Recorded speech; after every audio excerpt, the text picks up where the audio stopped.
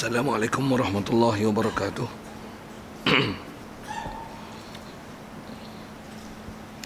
Alhamdulillahirabbil alamin.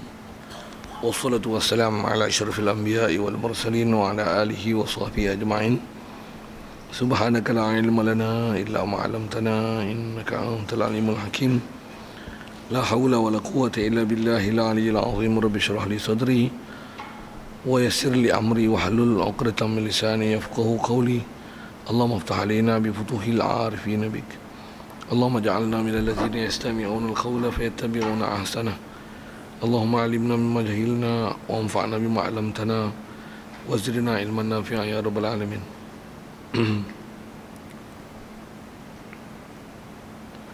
Kata musannif rahimahullah ta'ala, muka surat 7 saya ni.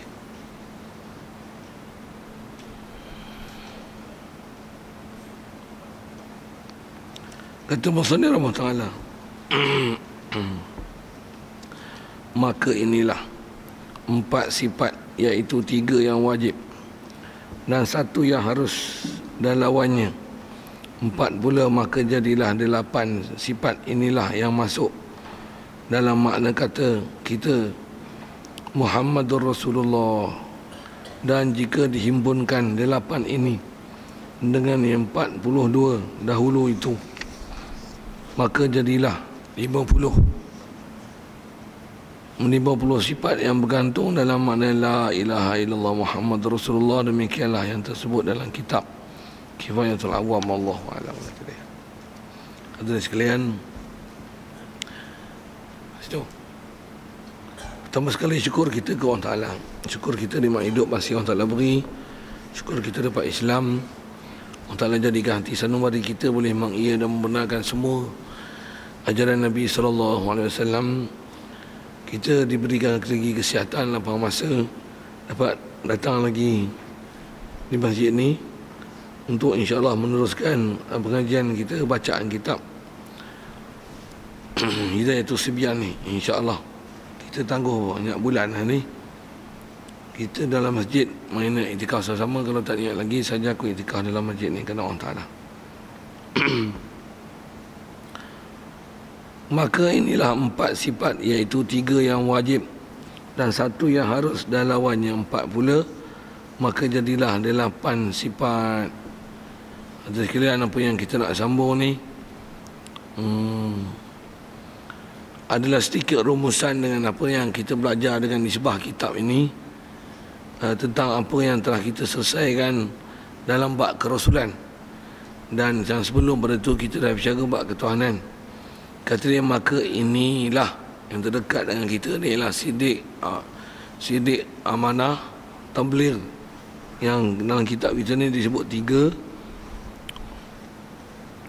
Ada dia tinggalkan 1 tu.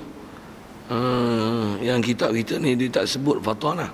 Yang kita pun dah syarahkan dulu kenapa dia tak sebut fatanah tu.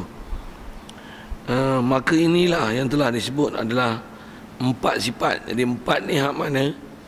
3 yang wajib, itulah sidik amanah tabligh, dan 1 yang harus, itulah harus Rasul bersifat dengan sifat manusia biasa, yang sifat itu tak menjatuhkan martabat kerasulan dia. Bahasa yang kita dah guna itu sifat yang tak menggagalkan visi dan misi dia sebagai Rasul. Takkan, jadi harus dia bersifat dengan sifat manusia biasa yang tak menggagalkan misi dan visi dia sebagai Rasul. Jadi 4 ini dan lawan dia 4, maka jadi dah 8. Dan 8 sifat inilah yang masuk dalam makna kata kita Muhammadur Rasulullah. Jadi bila sebut Muhammadur Rasulullah, kalau ikut kiraan kitab ni, bila sebut Muhammad utusan Allah, dia mesti benar. Dah kita akui dia utusan Allah Ta'ala. Maksudnya ayat tu kita benarkanlah. Kan ayat mengaku tu Muhammad utusan Allah. Cuba perhati sikit apa fakta yang ada dalam dia. Dia ialah perkataan status ikrar Muhammad ialah utusan Allah. Maksudnya kita mengakui Muhammad benar utusan Allah. Itu maksudnya. Kemudian siddiq, amanah. Bila kata utusan, maksudnya kita memang percaya dia ni adalah pembawa maklumat. Bila pembawa ada maklumat nak sampai, ada daripada yang dibawa daripada Allah, dan bila kita mengimani dia utusan, maksudnya kita yakin dia amanah. Mestilah begitu juga. Dah kata dia utusan, mestilah yakin kita bahasanya dia menyampaikan apa utusan yang telah diperintahkan untuk dia menyampai. Okey, siaplah. Dan dah kita kata Muhammad Rasulullah, dia bukan Allah, dia utusan Allah, dia manusia lah. Siap. Itu sekali lalu dengan mudah lah. 4 itu tentulah lawan dia mustahil. Jadi Nabi Rasul bukan jin, Nabi Rasul bukan malaikat, Nabi Rasul takkan dusta, Nabi Rasul takkan menyembunyi, Nabi Rasul takkan khianat. Selesai. Itu 8 kata. Bila sebut Muhammad Rasulullah 8. Kitab-kitab lain dia sebut dengan 9. La ilaha Muhammad Rasulullah 4 wajib, siddiq, amanah, tabligh, batanah 4 lagi mustahil, 4 satu lagi harus 9. Kitab kita disebut dengan kiraan 8. Dan dia kata jika dihimpunkan yang 8 ini, yang dalam bab Rasul dan yang 42 dahulu itu, yang kita dah belajar dalam bab ketuhanan, yang rumusan akhir dia bincang tentang makna la ilaha illallah. Ilah itu adalah ma'bud bil haq, yang istighna an kulli ma siwahu, muftakhiran ilaihi kullu ma'adahu. Tuhan sebenar yang kaya pada setiap sesuatu, tak hajat pada setiap sesuatu, mestilah setiap makhluk hajat ke dia. Tuhan yang tak hajat pada sesuatu, setiap makhluk berhajat pada dia. Jadi daripada istighna dan iftikar tu, maka hasillah apa yang boleh dipaham daripada itu. Antaranya, kalau bahasa mudah dikira itu 20 wajib, 20 mustahil, 1 harus dan lawan harus. Itulah wajib dan mustahil. Itu yang jadi 42. Kalau tak ingat, tengok balik lama. Kata dia, inilah bila campur dengan 42, 8, 50 akidah yang terkandung dalam makna la ilaha illallah Muhammadur Rasulullah. Tu bila sebut la ilaha illallah, makna yang 42, Muhammadur Rasulullah 8. Okay. Selalunya kita dengar la ilaha illallah 41, Muhammadur Rasulullah 9. Jadi cara ulama kira memang ada yang tak sama. Misal dia adalah kaedah pengiraan masa mengikut kaedah masing-masing. Tapi apa atas bahas ulama, pembahasannya adalah sama. Saya tak panjangkan situ. Jadi semua tu terkandung dalam makna la ilaha illallah. Jadi semua bab ketuhanan kerasulan yang kita dah belajar dihimpunkan dia dengan la ilaha illallah Muhammadur Rasulullah. Baik. Dia nak fahamkan apa? Nak menunjukkan besarnya kalimah syahadah ni. Pertama, orang kafir jadi Islam, disebah kat kita, kita hanya boleh faham apa yang disebut la ilaha illallah setelah kita lalu yang ditolong rumuskan untuk kita ada 50 simpulan iman. Itu maksud yang dia nak sampaikan kita. Walaupun ayat pendek la ilaha illallah Muhammadur Rasulullah, tapi ada pada dia 50 ilmu yang atau bab yang kena faham satu persatu, yang semua tu terkandung hanya dengan la ilaha illallah. Okey, siap. Itu 41, dan Muhammadur Rasulullah ada sebahagian yang lagi, jadi jumlahnya 50. Itu yang orang kafir boleh jadi Islam, pasal dah selesai dalam bab ketuhanan dan dalam bab kerasulan. Pasal syarat orang kafir nak masuk Islam, kalimah syahadah, dalam keadaan dia mengakui Tuhan sebenar ialah Allah dan meyakini kejayaan hidup adalah dengan mencontohi Nabi kita Muhammad sallallahu alaihi wasallam. Kalau dia dapat faham macam tu Lepas tu mengucap kalimah syahadah. Memang disepakati dia akan masuk Islam. Kalau orang Islam, itu akan insyaAllah memantapkan dia, pegangan dia tentang pengetahuan Islam tersebut. Jadi macam mana pun asal dia nak fokus ialah perkataan la ilaha illallah, walaupun dia pendek tapi huraiannya panjang. Antaranya yang kita dah belajar lepas semua sifat wajib, lawan yang mustahil harus, begitu juga wajib mustahil harus pada Rasul. Siap. Jadi kaedah kira jadi demikianlah yang tersebut dalam kitab Kifayatul Awam. Baik, wallahu a'lam. Saya tak cadang panjang tu. Sedikit dengan simpulan yang ada tu. Ada soalan?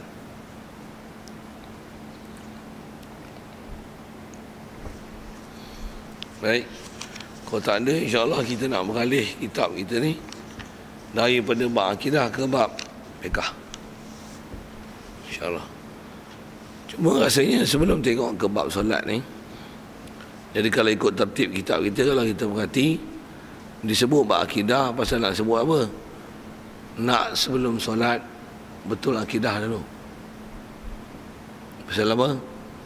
La tasihul ibadah illa bima'rifatillah. Tak sah ibadat melainkan kenal Allah. Jadi kenal macam mana? Ada panjang dah baca dulu. Macam mana pun kenal Allah tu ialah dengan kita mengetahui, meyakini Allah Tuhan sebenar. Tak ada Tuhan sebenar melainkan Dia yang mesti mempunyai ciri dan sifat kesempurnaan. Dan mestilah tidak akan ada apa-apa pada Dia sifat kekurangan.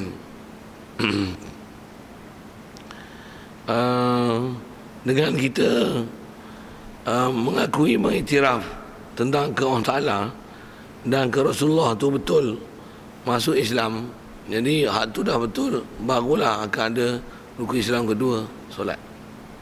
Dan kaedah pun la tasihul ibadah illa bima'rifatillah.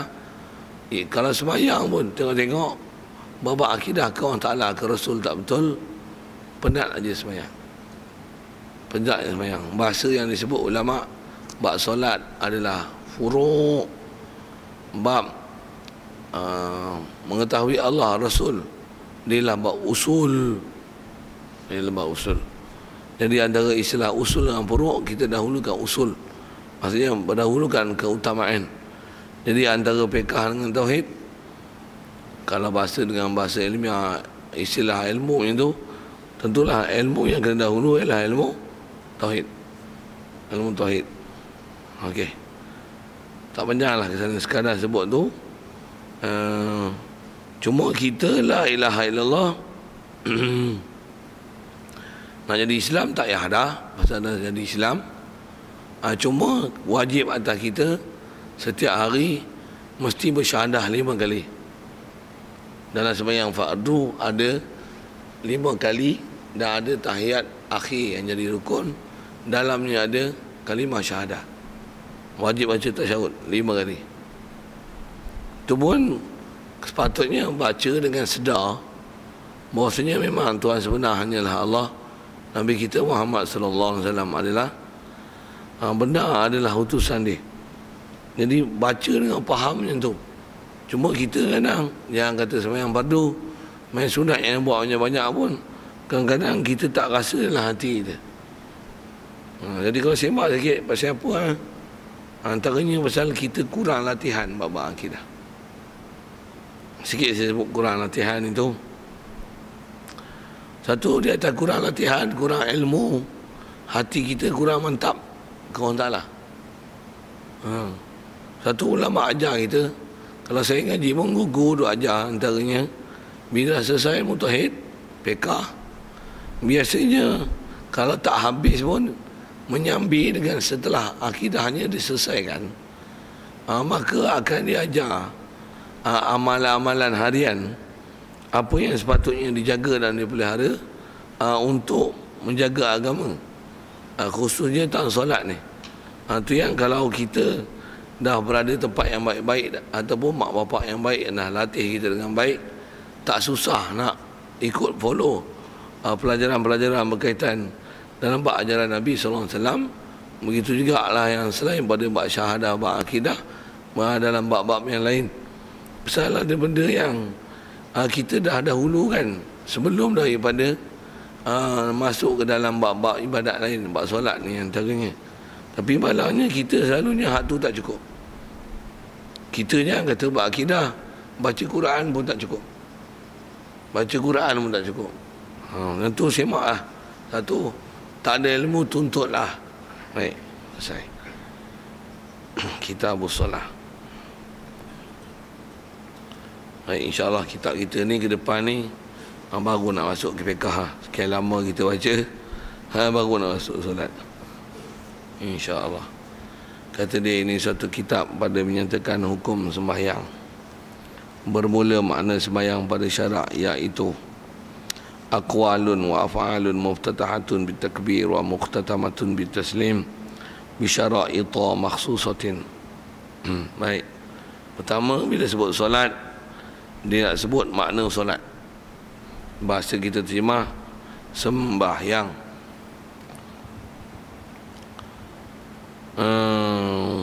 Cuma bahasa sembahyang ni bahasa Sanskrit.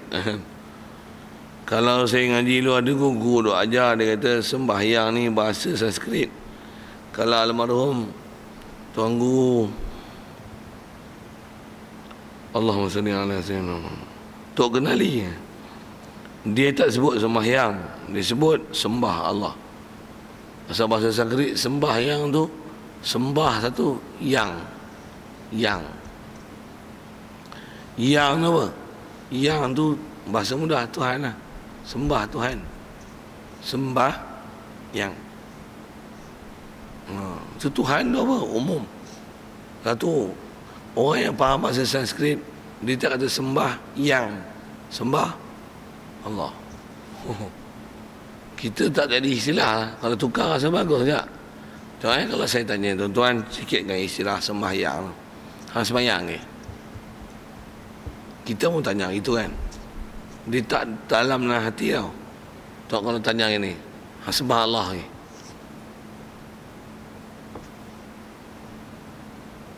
tuan-tuan, saya tak rasa Allah. Saya tak tahu kok kayu ke batu ke, pasal saya tak ada perasaan, saya tak tahu.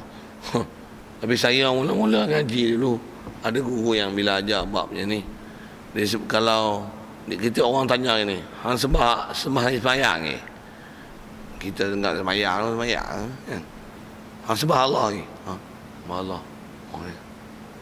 Betul berasa.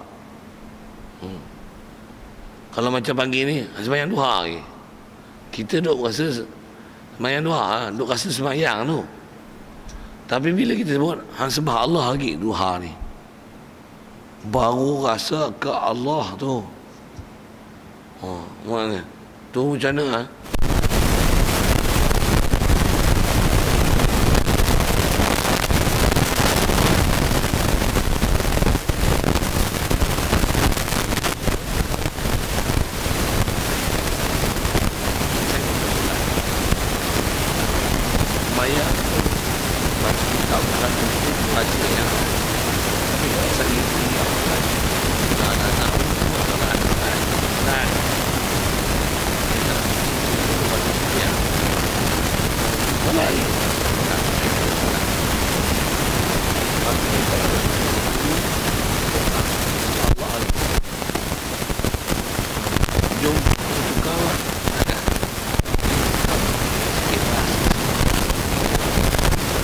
Baik, apakah dia sembah Allah?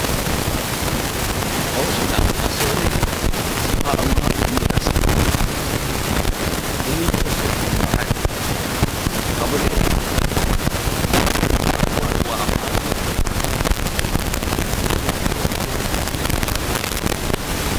Ini yang tak ada.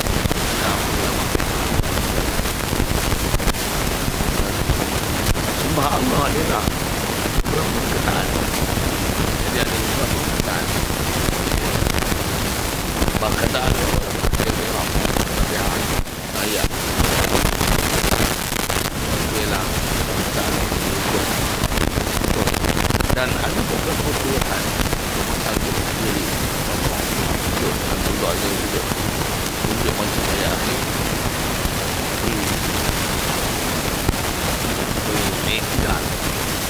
6. Kalau ni sebab perkataan ada 5, perbuatan ada 6.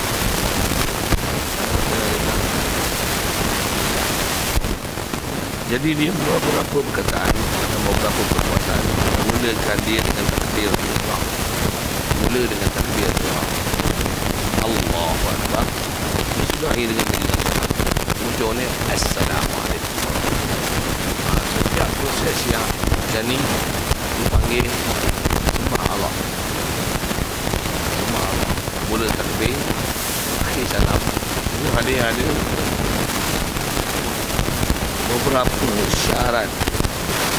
beberapa syarat dan disudahi akan dengan salam dengan beberapa syarat yang tertentu. Dia ada beberapa bacaan, ada beberapa perbuatan dan ada syarat-syarat tertentu. Okay, lalu apakah ada syarat itu yang tertentu? Suci pada hadas kecil besar, suci pada najis, menutup aurat, menghadap kiblat dan sebagainya. Itu adalah syarat tertentu. Islam itu syarat sah solat. Jadi itu tak ada solat. Jadi kalau kita tak bahasa sembah Allah, setiap persembahan dan kalau orang faham dengan tarikh solat ni, sujud tilawah, sujud syukur atas sebut nama dia termasuk tarikh solat. Nak sujud syukur kalau doa sembahyang Allahu Akbar, maknanya dia nak syukur sujud sekali boleh. Jadi dia tak ada bacaan lagi perbuatan dah ada maksud ya. Jadi mula takbir, akhir salam ada beberapa rukun syarat. Jika ada kosong untuk buat ibadat, maka sujud tilawah dan sujud syukur termasuk bab solat. Masuk bab solat. Sikit ke masuk bab solat lah. Jadi dia tak masuk bab solat, nak sujud syukur saya dulu. Nak sujud syukur, nak sujud tilawah saya dulu. Jadi kalau sujud syukur bodoh-bodoh haram. Sebab apa? Tak memenuhi syarat sujud perbuatan solat. Pula tu solat untuk sujud syukur, kita tengok tak ada untuk buat perbuatan tersebut adalah haram dalam Muslim. Okey, tengok. Dan tu sekali lalulah definisi solat.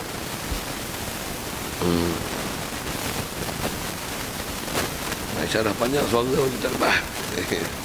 Mana buat agak baik sikit pada hak tadi. Dah pada semalam. Macam mana pun soalan tu kalau ada. Saya baca simple-simple tu je. Ada benda mudah ya pun. Kok ada isu. Kadang bab-bab ni awal-awal pun ada orang tak faham lah. Asal nak faham je lah. Solat mula dengan takbir, sudah dengan salam. Dalam ni ada beberapa perkataan dan perbuatan dengan beberapa syarat tertentu. Itu kan. Ada soalan.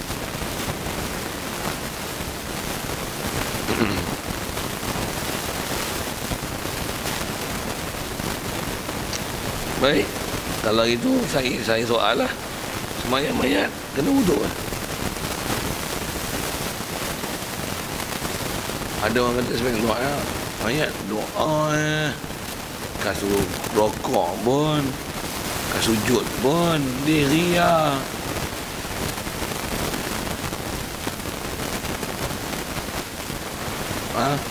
Pendapat bengong. Betul. Pendapat bengong. Saya doa. Kalau doa semata-mata doa kan. Memang doa semata-mata tak payah wuduk. Doa makan wuduk. Tak, doa memang doa boleh. Tapi kalau doa dengan makna khusus. Sembahyang adalah doa. Sujud tilawah adalah doa. Sujud syukur sebenarnya doa. Semayang kita adalah doa. Kita duk sembah Allah tu, kita doa tu. Macam mana pun nak sebut semayang mayat, memang doa. Tapi kena wuduk lah. Saya mula takbir, sudah salam, ada bacaan, ada perbuatan tertentu dengan syarat tertentu, baru sah. Jadi dia termasuk definisi solat. Satu, tak boleh buat semayang jenazah, semayang mayat dalam keadaan kita tidak ada wuduk lah. Kalau ada siapa kata bingung, salah, jelas akhirnya boleh jumpa ulama. Tak betul. Saya apa? Pasal semayang mayat adalah hukum solat, dia bukan hukum doa. Dia lah solat, dia bukan doa. Doa semata-mata je, tak perlu kan ada rukun dan syarat. Bahkan doa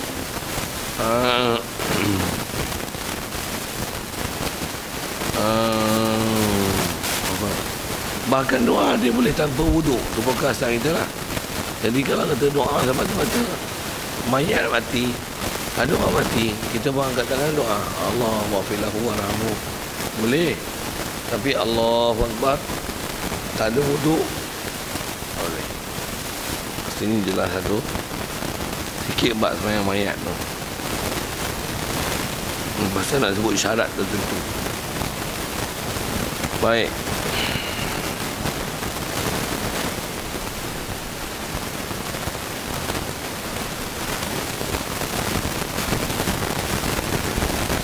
Ada solat.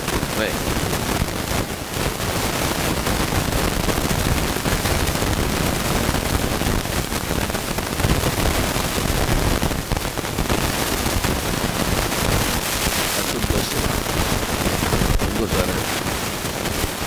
Orang semayang mayat dengan tak ada wuduk, adakah satu dosa?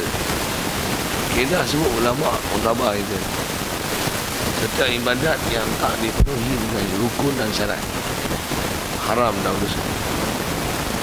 Setiap ibadat yang tak dipenuhi rukun dan syarat haram dan dosa. Istilahnya buat ibadat main-main. Ibadat bersih, setiap ibadat kita buat dengan teliti dan cermat, buat dengan buat dengan memelihara rukun dan syarat, bukan mengikut apa saja yang kita nak buat. Jadi bila semayang mayat tanpa wuduk, maksudnya telah melanggar prosedur. Jadi kalau buat juga gedik-gedik dalam keadaan tak ada wuduk, hukumnya haram, dosa, wajib taubat. Dan dosa apa tu? Dosa yang istilah ada kata ada ancaman. Main-main yang ulama itu haram besar, bahkan boleh macam ni indah kan. Alah semayang mayat doa ni pun main-main kan tu. Dengan semayang mayat, solat semayang mayat ni doa tu. Bahkan mayat dia bukan doa semata-mata, pasal dia ada peraturan jemaah, dia ada panggil jemaah, dia ada istilah imam dan makmum. Jadi dia bukan doa semata-mata, bahkan dia adalah ibadah. Jadi siapa buat dosa, bahkan semula sudah kaedah fiqah macam ni, sebut ini. Asal nak sebut ialah sempurna dengan rukun dan syarat. Kalau buat mayat tadi adalah masalah ambil wuduk, itu rukun, itu syarat dia. Mesti ada wuduk, itu ibadah hadas. Baik, dia tak kaedah itu. Yang kata-kata jaga rukun dan syarat. Kalau ada orang bagi salam, orang bagi salam dengan kita, dia bagi salam macam mana?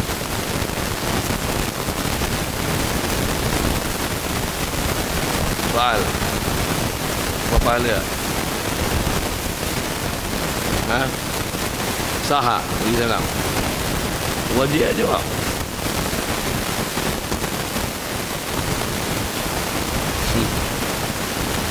Kalau jawab pun buat dia ni.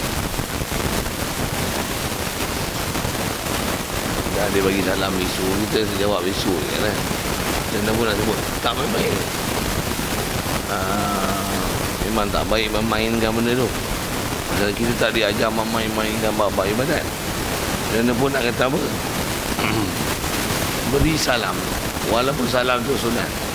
Membuat ibadat sunat lebih kurang dengan mencuaikan rukun dan syarat Rasul SAW. Walaupun beri salam. Baik, beri salam. Assalamualaikum. Bapak balik. Siapa yang di belakang wajib